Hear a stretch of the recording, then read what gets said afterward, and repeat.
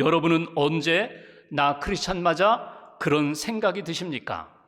비도덕적인 여러 가지 일들 가운데 가장 대표적인 것이 도둑질하는 것인데 여러분은 언제 도둑질한 경험이 있으십니까? 오늘 성경 우리는 십계명의 8번째 계명 도둑질하지 말라라는 계명을 우리가 듣게 됩니다. 도둑질이라는 말이 히브리어 단어로 가나브라고 되어 있습니다. 이 말은 옆으로 제쳐 놓는다는 뜻입니다. 그러니까 앞에 있는 사람, 상대가 모르게 은근히 지금 이 물건을 옆으로 제쳐 놓습니다. 내 자리로, 내 주머니로 제쳐 놓는 것, 그것이 가나브 도둑질이라는 것입니다. 넓은 의미로 이야기한다면 옳지 못한 방법으로 자신의 이익을 추구하는 모든 행위들, 그것이 도둑질에 속한다는 것입니다.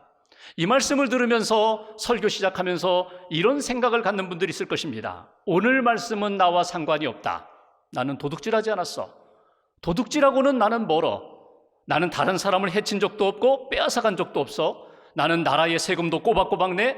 나는 헌금도 철저히 해. 그러니까 적어도 하나님 앞에서, 사람들 앞에서, 적어도 이 사회, 나라 앞에서 나는 부끄러움이 없는 사람이야.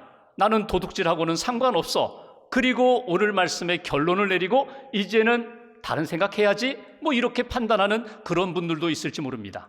다시 한번 이 말씀 앞에 나 자신을 점검할 필요가 있습니다.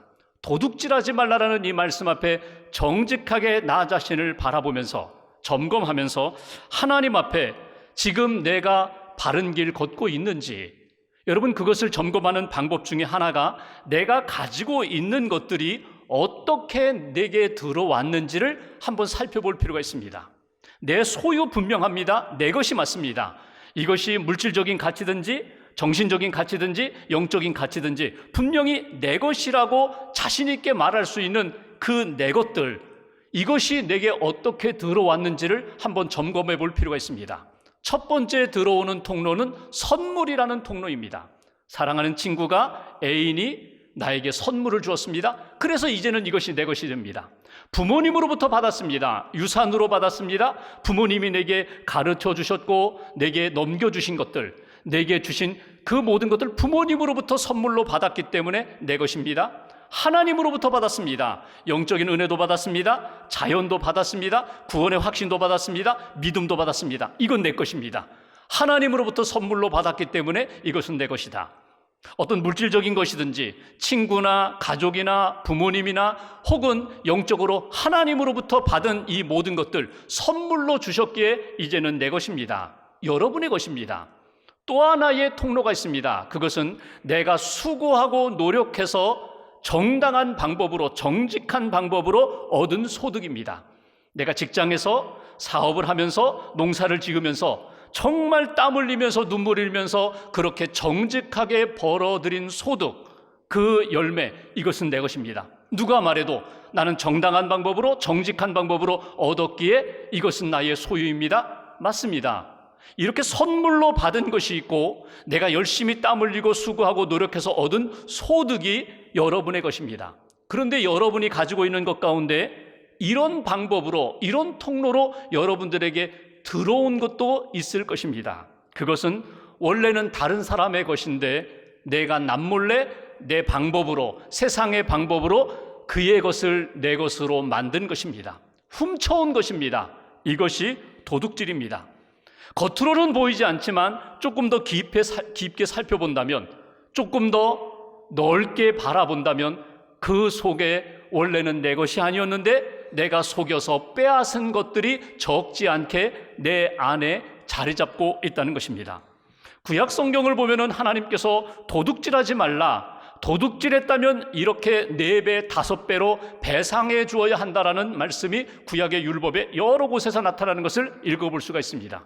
조금 정리를 해본다면 도둑질, 이것이 도둑질이라 말씀하시는 내용들이 몇 가지 있는데 그 중에 하나, 여러분 사업을 하시다가 부정직한 상거래로 소득, 이익을 취한 것, 공정하지 못한 저울추, 말, 돼, 용량을 잴 때 속여서 조금이라도 내게 더 이익을 얻고자 하는 그런 방법으로 상거래를 했다면 그것이 도둑질이 된다는 것입니다. 돈을 꾸고 아직도 갚지 않는 것, 도둑질이라고 생각하지 않았습니다. 그런데 갚아야 되는데, 상대는 기다리고 있는데 조금 나중에 갚겠습니다. 나중에 갚겠습니다. 아직도 미루고 있는 것. 지금 갚을 능력도 있습니다. 그럼에도 불구하고 지금 갚을 생각을 하지 않는 것, 그것이 도둑질이 된다는 것입니다. 함께 일하는 자들에게, 노동자들에게 그 수고에 합당한 임금을 지불하지 않는 것, 그것이 도둑질이고, 또 반대로 일하는 자들이, 노동자들이 주인의 눈을 피해서 슬금슬금 놀면서 성실하게 일하지 않는 것, 그것도 도둑질이라는 것입니다. 높은 이자를 받고 돈을 빌려주는 고리대금업, 이것도 도둑질이고, 도둑질 같지 않은데 정말 무서운 도둑질이 있는데 성경은 우리에게 이렇게 말씀합니다. 하나님의 것을 훔쳐오는 것, 하나님의 것을 빼앗아 오는 것, 그것이 도둑질이라고 그렇게 말씀합니다. 말라기에서는 우리에게 이렇게 말씀하죠. 마땅히 하나님 앞에 드려야 되는데 하나님의 것임에도 불구하고 드리지 않는 10의 1조, 그것이 하나님 앞에 드려지지 않을 때 그것이 도둑질이다. 여러분, 물질만이 아닙니다. 헌금에 대한 문제가 아닙니다. 시간도 마찬가지입니다. 하나님이 우리에게 시간을 주셨어요. 젊음을 주셨어요. 인생의 시간을 주셨는데 이 모든 시간을 헛되이 낭비하는 것, 그것도 하나님의 시간을 훔치는 도둑질이 된다는 것입니다. 왜 우리가 이렇게 도둑질하게 되는가? 왜 우리 인생이, 사람이 왜 이렇게 도둑질하게 되는가? 그 동기가 무엇입니까? 세 가지예요. 하나는 불신앙, 하나님을 두려워하지 않아서 그래요. 하나님이 지금 보고 계시는데, 다 알고 계시는데 그것을 무시해서 그래요. 또 하나, 내 마음속에 끊임없이 일어나는 탐심, 돈에 대한 사랑. 여러분, 돈을 사랑함이 일만하게 뿌리가 된다고 그렇게 성경은 말하는데, 하나님 사랑하고 돈을 하나님이 주신 통로로, 수단으로 이용해야 되는데 하나님보다 돈을 더 사랑함으로 탐심에 빠져들 때에 우리는 도둑질하는 인생이 되어버린다는 거예요. 또 하나는 게으름, 깨어서 열심히 주를 위하여 달려가는 인생이 되고 쓰임받는 인생이 되어야 하는데 일하지 않고 깨어있지 않고 노력하지 않고 하나님 앞에 아름답게 헌신하지 못할 때, 게으를 때 우리는 도둑질하는 인생이 되어버린다. 여러분, 성경에 나타나는 인류 최초의 죄가 무엇인지 아세요? 그게 도둑질입니다. 하나님이 에덴 동산에 아담과 하와를 창조하셨어요. 그리고 에덴 동산의 모든 것 먹고 마시고 누려라. 그런데 선악을 알게 하는 나무의 실과는 먹어서는 안 된다. 먹는 날에는 반드시 죽는다. 그런데 하와 곁에 뱀이 와서 유혹합니다. 먹어도 죽지 않는다. 먹는 날에는 내 눈이 밝아져 하나님처럼 된다. 여러분, 하나님은 먹으면 죽는다고 말씀하셨어요. 근데 뱀은 먹어도 죽지 않는다. 충돌했습니다.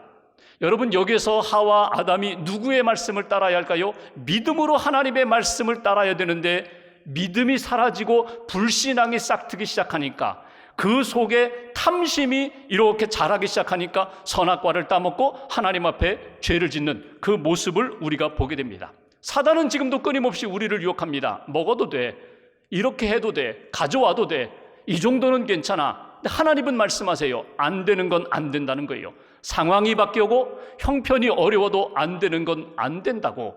오늘 이 도둑질하지 말라는 이 말씀을 우리는 어떻게 받아들이고 어떻게 따라가야 할까? 이 계명을 어떻게 잘 지킬 수 있을까? 도둑질을 피할 수 있는 믿음의 사람, 신앙인의 자세는 무엇일까? 세 가지를 꼭 가슴에 새기셨으면 좋겠어요. 첫 번째 우리가 새겨야 할 것은 하나님이 지금도 나를 지켜보고 계신다는 거예요. 나를 주목하고 계신다는 거예요. 첫 번째 신앙적 교훈, 하나님은 사람의 길을 주목하십니다. 나를 지금도 불꽃 같은 눈으로 지켜보고 계시다는 거예요. 구약 성경의 욥기서 말씀을 한 군데 읽을까요? 욥기 34장 21절 22절. 제가 21절 봉독하겠습니다. 그는 사람의 길을 주목하시며 사람의 모든 걸음을 감찰하시나니. 22절 같이 봉독합니다. 행악자는 숨을 만한 흑암이나 사망의 그늘이 없느니라. 아멘. 하나님은 주목하시고 하나님은 우리의 삶을 감찰하신다는 거예요. 불꽃 같은 눈으로 보고 계시다는 거예요. 혹이라도 우리가 죄에 빠지고 악에 빠진다 할지라도 숨을 곳이 없다는 거예요. 하나님의 눈에 다 드러난다는 사실을 잊어버리지 말라고 성경은 우리에게 가르쳐주고 있습니다. 사람들이 도둑질하는 이유가 무엇입니까? 자신이 들키지 않을 것으로 생각하기 때문에, 아무도 보지 않을 것으로 생각하기 때문에, 아무도 모를 것이라고 생각하기 때문에 우리는 쉽게 도둑질에 빠지게 돼요. 근데 하나님은 이렇게 말씀하십니다. 내가 보고 있다.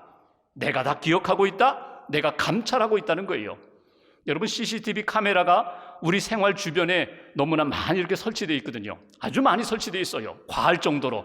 엘리베이터 안이나 어떤 건물 안이나 혹은 골목을 지나가도요, 다 여러분 우리의 삶의 모습이 다 녹화되고 있어요. CCTV 카메라 앞에서 여러분 도둑질하는 사람 있어요? 없어요. 그 카메라가 없는 곳에 숨어서 몰래 훔치고 빼앗아 가잖아요. 하나님은 모든 것들을 감찰하신다고, 우리를 주목하신다고. 그러니 아무도 없어, 누구도 보지 않아, 사단이 유혹할 때마다 아니야, 하나님이 보고 계셔. 특별히 하나님만 보시는 것 아닙니다. 우리의 가족, 우리의 이웃, 여러분의 자녀들, 손주들이 불꽃 같은 눈으로 여러분의 모습을 다 지켜보고 있어요. 이때에 우리 엄마는 어떻게 행동하는가, 이 상황에서 우리 아버지는 어떻게 결정하는가, 그걸 보고 배운다는 거예요. 그 길을 따라간다는 거예요. 어떤 남자분이 이웃집 밭에 곡식을 이렇게 훔치러 들어갔어요. 그리고 딸을 데려가서 내가 여기서 망봐라, 그리고 사람이 오면 소리를 질러라. 그리고 막 곡식을 막 거두어서 훔치려고 하는데 갑자기 아이가 소리를 지릅니다. 아버지, 아버지, 누가 보고 있어요? 정신을 차리고 이렇게 전혀 안 그런 것처럼 이러면서 주변을 보니까 아무도 없어요. 예, 아무도 없는데 누가 보고 있다고 하는 거냐? 그리고 다시금 이 곡식을 이렇게 거두려고 하는데 더 큰 소리로 이야기합니다. 아버지, 아버지, 누가 보고 있어요? 이렇게 보니까 아무도 없는데 자기 딸이 계속 소리 지르니까 아버지가 화가 났어요. 도대체 너 누가 본다고 그렇게 소리를 치느냐? 그랬더니 아이가 손가락으로 하늘을 가리키는 거예요. 하늘이 보고 계시잖아요. 하나님이 보고 계시잖아요. 아버지가 부끄러워서 그 이웃집 곡식을 이렇게 훔치려고 들어갔다가 다시금 나와서 빈손으로 집으로 돌아왔다는 거예요. 여러분, 자녀들이 보고 있어요. 이웃이 보고 있어요. 설교 서두에 보았던 그림처럼 여러분, 나는 은밀하게 위로 올리고 위에서 아래로 내리면서 내 이익을 추구하고 있는데 여러분, 모든 사람들이 다 보고 있어요. 나만 모르지. 사람들이 다 보고 있어요. 믿지 않는 사람들이 다 보고 있어요. 하나님이 보고 계셔요. 그래서 우리가 깨어 있어야 돼요. 하나님이 지금 나를 보고 계신다. 그러므로 내가 이렇게 할 수 없지, 이런 마음 가질 수 없지, 이렇게 행동할 수 없지. 하나님 앞에서 정직하게 진실하게 살아가는 믿음의 사람이 되어야 한다는 거예요. 여러분, 가정 형편이 어렵다고, 경제적으로 어렵다고, 상황이 이렇다고 해서 여러분 도둑질을 정당화시킬 수 있어요? 하나님 앞에서 정당화시킬 수 없어요. 세상 사람들은 이해하고 설득할 수 있을지 모르지만 하나님 앞에서 굽게 만들 수가 없어요. 그러니 하나님 앞에 부족하면 부족한 대로, 연약하면 연약한 대로 하나님의 은혜와 긍휼을 구하며 믿음의 길 정직함 지켜나갈 수 있는 저와 여러분들의 삶이 되시기를 주님의 이름으로 기원합니다.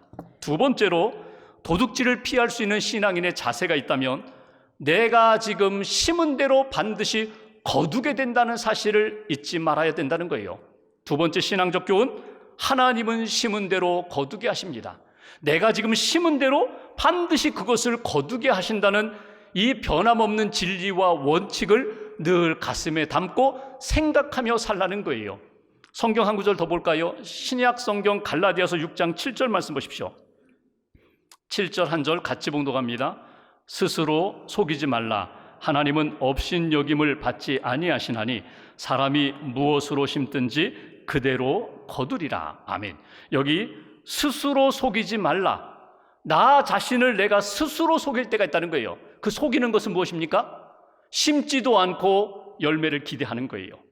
다른 것들을 심고 그리고 진짜를 원하는 헛된 것, 아름답지 못한 것을 심고 아름다운 것, 귀한 것을 기대하는 것, 스스로 속는다 잘하는 거예요. 그래서 오늘 여기 7절 후반부에 그대로 거두리라. 그대로, 때때로가 아니라, 대부분이 아니라 그대로, 심은 대로 거두게 하시는 하나님의 그 역사를 잊어버리지 말라는 거예요. 콩을 심었으면 콩을 거두게 되어 있습니다. 팥을 심었으면 팥을 거두게 되어 있어요. 사과나무를 심고 복숭아 먹고 싶다, 복숭아야 열려라, 복숭아 열려라, 복숭아 열리기를 기대하는 것, 헛된 망상이라는 거예요. 반드시 내가 심은 대로 거두게 하시는 하나님. 여러분, 우리가 착각할 때가 있어요. 그건 뭐냐면 심지도 않았는데 은근히 그 열매가 나타나기를 기대하는 때가 있어요. 가장 대표적인 경우가 어떤 때인지 아십니까? 자녀 양육께서 믿음을 심지 않았는데 믿음의 자식으로 자라기를 기대하는 것, 기도를 심지 않았는데, 말씀을 심지 않았는데 어느 순간에 나의 자녀들이 믿음의 대장부로 성장하기를 기대하는 것, 이것이 스스로 속는 것이고 잘못 심은 거예요. 하나님 앞에서 믿음을 심었다면, 기도를 심었다면, 말씀을 심었다면 반드시 여름을 지나 가을이 되면 하나님이 거두게 하시는 역사가 있다. 이 믿음의 원리, 이 진리의 원칙을 바꾸지 말고, 속지 말고 그 마음과 믿음으로 하나님 앞에서 살아가라는 거예요. 여러분, 우리 마음 가운데 내가 품지도 않았는데 계속 나를 유혹하는 탐심이라는 것이 있습니다. 계속 내 마음 가운데 있으면 좋겠다, 가졌으면 좋겠다, 누렸으면 좋겠다. 사단은 우리 안에 와서 끊임없이 우리를 충동하게 됩니다. 그래서 심지도 않았는데 그것을 붙잡고 싶은 마음이 일어날 때가 많이 있거든요. 사도 바울이 빌립보서 4장 11절부터 13절에 이 상황에 대하여 분명한 원칙을 하나 가르쳐주고 있습니다.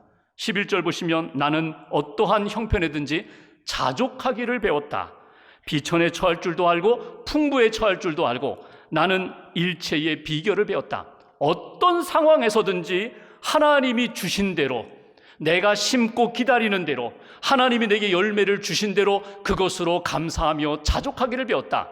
그리고 13절 그 유명한 말씀, 내게 능력 주시는 자 안에서 내가 모든 것을 할 수 있다고. 내게 능력 주시는 자, 하나님이 주신 은혜 안에서, 믿음 안에서, 열매 안에서 나는 감사할 수 있습니다. 자족할 수 있습니다. 탐욕에 흔들리지 않고 하나님이 주신 것을 가지고 하나님 영광을 위하여 사용하는 인생이 될 수 있습니다. 이것이 사도 바울의 신앙 고백입니다. 여러분, 세상은 이렇게 이야기합니다. 수단 방법 가리지 않고 빨리 부자가 되는 것이 복된 사람이야. 심지도 않았는데 그곳에서 열매를 얻게 되는 게, 이게 복된 사람이야. 복권 당첨되듯이 매일매일 우리 인생 가운데 심지도 않았는데 이런 것들을 주셨어, 저런 것들을 주셨어, 이게 복이라고 생각해요. 성경은 그렇게 말씀하지 않습니다. 성경은 신실하게, 정직하게, 성실하게 땀 흘려 일하고 그 소득으로 감사하며 기뻐하는 인생, 그것이 진짜 복이라고 우리에게 가르쳐 주십니다. 내 삶을 속이지 마세요.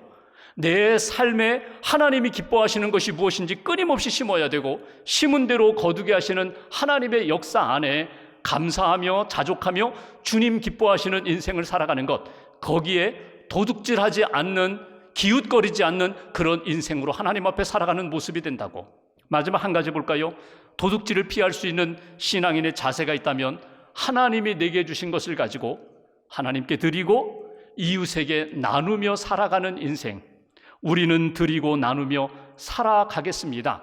이 믿음의 고백과 삶으로 사는 인생이 도둑질로부터 자유할 수 있는 믿음의 인생이 된다고. 사도 바울이 사도행전 20장 15절에 보면은 에베소 교회 지도자들에게 마지막 권면하는 내용이 나와요. 이 중반부에 보면 35절 중반부에 또 예수께서 친히 말씀하신 바 주는 것이 받는 것보다 복이 있다 하심을 기억하여야 할지니라. 우리는 받는 것이 복이라고 생각하는데 예수님은 주는 자가 복된 거야, 주는 것이 복이 있는 거야. 어린아이들은 계속 다오 다오, 주세요 주세요 받기를 원하는데, 믿음이 자라고 성숙해지면은 받는 것보다 주는 것이 행복이고 주는 것이 복된 역사라는 것을 철들고 나서 깨닫게 되잖아요. 신앙인의 모습이 바로 그렇다는 거예요. 그리고 에베소서에 보면은 아주 구체적으로 우리에게 이렇게 가르쳐 주십니다. 4장 28절 말씀 한 절 같이 봉독합니다. 도둑질하는 자는 다시 도둑질하지 말고 돌이켜 가난한 자에게 구제할 수 있도록 자기 손으로 수고하여 선한 일을 하라. 아멘. 전에 도둑질을 한 적이 있어요. 다시는 도둑질하지 말아라. 그리고 오히려 가난한 자에게 구제할 수 있도록, 나눌 수 있도록, 베풀 수 있도록 내 손으로 수고하고 땀 흘려서 선한 일을 도모하라. 정직하게 벌고 정직하게 번 그것을 가지고 나누고 베풀고 섬기는 인생, 이것이 진짜 복된 인생이라고. 빼앗아서 훔쳐서 이익을 얻는 인생이 아니라 내게 주신 것을 가지고 나누고 베풀고 섬기면서 하나님이 부어주시는 은혜가 충만한 인생, 이것이 진짜 복된 인생이라고.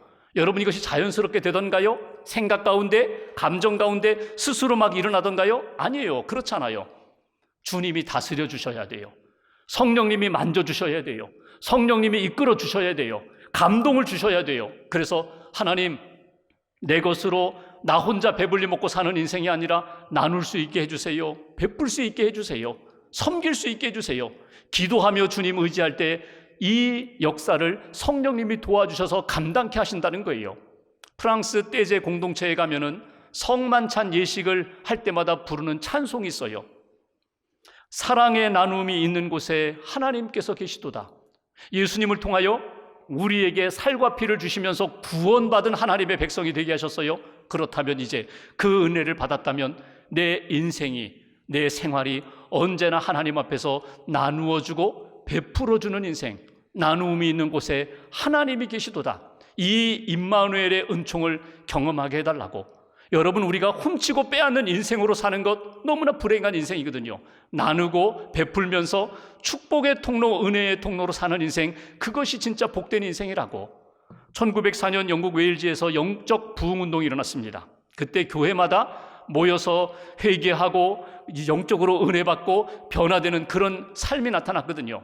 그 웨일즈에서 보석 가게를 하던 한 사람이 뭐 세상에 떠들썩하니까 뭐 교회가 부흥한다, 회개 운동한다, 변화되었다 하니까 자기도 교회에 한번 가봤어요. 가보니까 사람들이 눈물 콧물 흘리면서 그냥 바닥을 치면서 회개하는 거예요. 근데 그 사람 눈에는 이거는 감정 잔치밖에 감정 잔치에 불과한 거예요. 왜 저렇게 우는가, 왜 저렇게 땅을 치는가, 그리고 다시 교회 가지 않았어요. 어느 날 한 젊은이가 자기 집에 찾아왔어요. 그리고 손에 쥐고 있던 보석 몇 개를 이렇게 내놓는 거예요. 이게 뭐냐 그랬더니 사실 얼마 전에 당신 집에서 몰래 훔친 것입니다. 훔친 보석입니다. 아니, 이걸 왜 내게 가져왔느냐 그랬더니 자기가 하나님 앞에서 기도하는 가운데 하나님이 말씀을 주셔서 회개하는 가운데 돌려줘라, 마땅히 돌려줘야지, 내가 훔쳤으니, 그 마음을 주셔서 제가 가지고 왔습니다. 그 이야기를 들으면서 보석상이 이게 진짜 부흥이구나, 이게 진짜 회개구나. 그리고 본인도 교회에 가서 성령 받고 은혜 받고 새 사람이 되었다는 거예요. 여러분, 심령이 변화된다, 회개한다, 부흥이 일어난다. 여러분, 그것은 입술과 생각과 감정만이 아니라 삶이 변화되는 것이거든요. 내가 도둑질하던 인생에서 예수님을 만나고 말씀을 만나고 은혜를 받으니까 완전히 새 사람으로 변화되는 거거든요. 그 변화는 어떻게 일어납니까? 예수님이 삭개오를 만나 주실 때 여러분, 시간 오래 걸리지 않았어요. 예수님을 모시고 집으로 모시고 그날 밤 주님의 말씀을 들으면서 예수님, 제가 속여서 빼앗은 것 4배로 갚겠습니다. 결단이 이루어지는 거예요. 초대교회 베드로의 설교를 들으면서 다음에 내가 성령의 은혜를 받겠습니다, 다음에 내가 섬기겠습니다, 그렇게 하지 않았어요. 말씀을 듣는 즉시 그들이 회개하고 영적 변화가 일어나니까 그들이 예수님 기뻐하시는 삶으로 출발했던 것을 우리가 기억합니다. 오늘 이 시간 여러분 기도하시면서 도둑질하지 말라, 이 말씀을 묵상하는 가운데 내게 주시는 하나님의 음성이 있어요. 외면하지 마세요. 하나님이 우리의 모든 것을 보셨고 지금도 보고 계세요. 하나님 앞에서 나는 어떻게 살 것인가? 정직하게 믿음을 심고 기도를 심고 말씀을 심고 하나님이 부어주시는 은혜에 감사하며 자족하며 나누고 베풀며 섬기겠습니다. 믿음으로 결단하시고 그 길을 걸어가는 저와 여러분들 되시기를 주님의 이름으로 기원합니다. 오늘 도둑질하지 말라라는 이 말씀의 결론은 이렇습니다. 분명히 우리는 둘 중에 한 길을 걷게 되었습니다. 첫 번째 길은 훔치는 인생으로 살아갈 것인가, 탐욕의 노예로 살아갈 것인가, 훔치고 빼앗으면서 희희낙낙하면서 살 것인가, 아니면 하나님 보시기에 아름다운 축복하는 인생으로 살 것인가, 드리고 나누고 섬기면서 은혜와 축복의 통로로 살 것인가. 이것은 우리 각자가 결단해야 할 문제입니다. 하나님 앞에서 믿음으로 결단하고 한 주간 남은 인생 하나님 앞에 축복의 통로로 쓰임받는 저와 여러분 되시기를 주님의 이름으로 축원합니다.